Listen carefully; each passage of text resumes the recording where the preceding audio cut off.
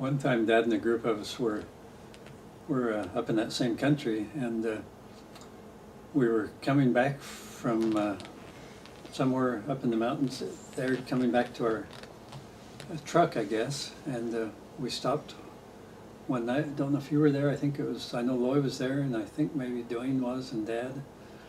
And we just laid out our sleeping bags. It was a beautiful summer night, and we laid out our sleeping bags, and we had our horses, had them hobbled, and one of them tied, I think, so they couldn't all leave. But we were laying there in our sleeping bags and thought everybody had gone to sleep, and I was still awake, and it was a beautiful night.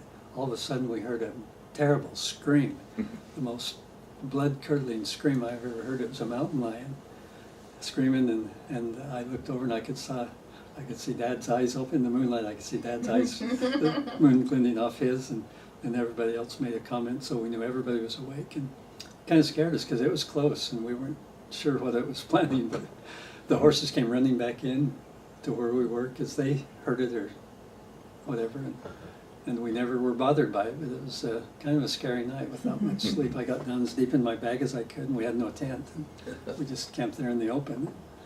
But it's the worst scream I've ever heard. If you heard a woman screaming, someone was getting skinned alive, that's what it sounded like. It was just a terrible scream.